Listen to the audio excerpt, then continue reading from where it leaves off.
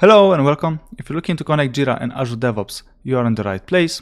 I'll be connecting and then synchronizing Jira's epic task and a subtask to ADO's epic task and an issue with a status comments and attachment sync with some default fields. And after the video, if you want to try it out for yourself, feel free to start a 30-day free trial. But let's simply jump into it and see how easily it can be done. So once you have installed the app within your Jira, this screen will be within your Jira panel, but I am on a different deployment, don't worry about it. We can go ahead and create the integration and let's choose continuous sync. Right now we have to connect to Jira and ADO.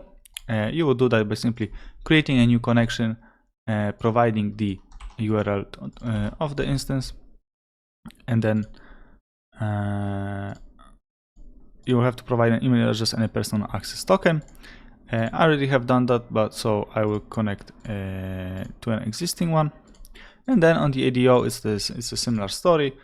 You would create a connection, you would provide the URL of the instance, and again an email address and a personal access token. With the detailed steps of the token scopes and everything, you will find on our documentation, so you're safe with that. But we have now connected to Jira and ADO, and we can start mapping types. I'll go ahead and use the quick build feature, which will pretty much map all the default fields for me. So I expect it to link exactly an epic to an epic task and a subtask to an issue, and then with some fields like title, description, and so on. From here, I can go ahead and map some assignees. On my projects, it's only me right now, so I will just map myself. On the others as well.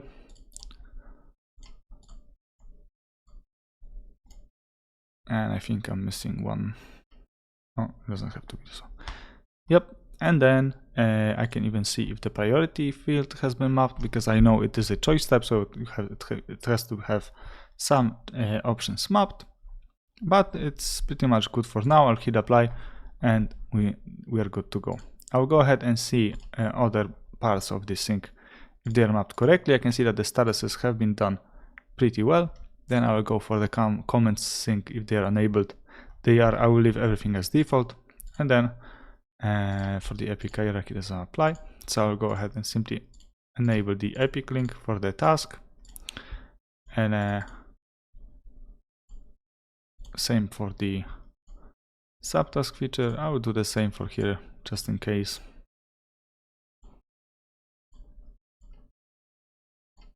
And there we go. Now I can save the integration. I will just name it test1 and then hit create. If I wanted, I could apply some filters. If I only want specific items to go through, you can select a specific field and then an operator. I could also link some dependency, but I'll leave everything as default for now and simply see how the data flows. Okay, so now that we have the connection live and running, we can simply either create or update an item on both ends of the connection. And let's do just that. Let me create a task in Jira with some description. Maybe let's add an attachment. Let's make the priority lowest, disable the labels, and then we can hit create and go to the ticket to post a comment.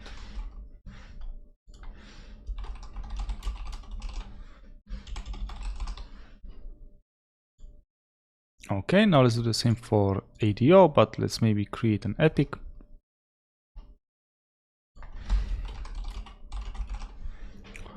Let's change the priority to 3, add a description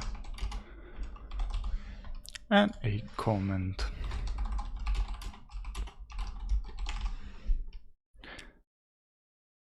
Let's say maybe even add another attachment to the ADO site. And now we can simply wait for the integration to happen. I am on our on-premise, so it is running every minute. On cloud, it will be on every 3 minutes, and it will simply pick up anything that has been created or updated in the past period. And I will simply have to wait for it to happen. Okay, we have 2 syncs. So let's see. First was triggered by 102 which was the ADO epic, but let's see the first task in Jira. Let's just open it, move it to the other side. So it was synced, triggered by demo 129, so we can see this is the task and the description matches. This status is to do, then description is there. We have the comment to ADO. You can see also that the comment was posted by the account I used the connection for. We can see the original author and the timestamp, and then we can see that the attachment is there as well. Now, just to see that it is bidirectional, I will change, let's say, the status to doing. And then let's see the epic. So to create it as demo 120. And we can see an epic sync, epic in ADO. Actually, let me open it.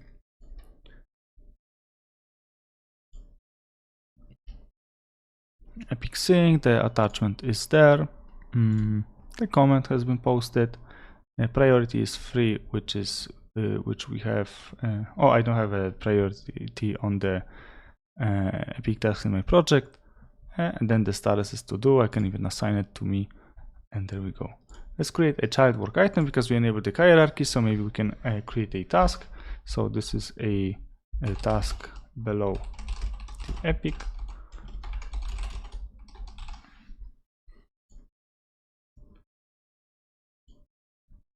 Let's assign it as well, and then post a comment again, doesn't really matter. And we can see that this will be recreated on the ADO side. And there it is already happened. We can see that on the epic, the child task has been created, and the other update was the 124, was to 102.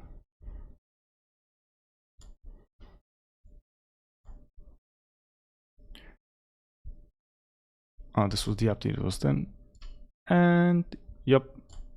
So we can see that the sync is bidirectional. We can create items on both ends. They are updated. We can even post comments, add attachments, change the statuses, whatever. It really depends on what you map.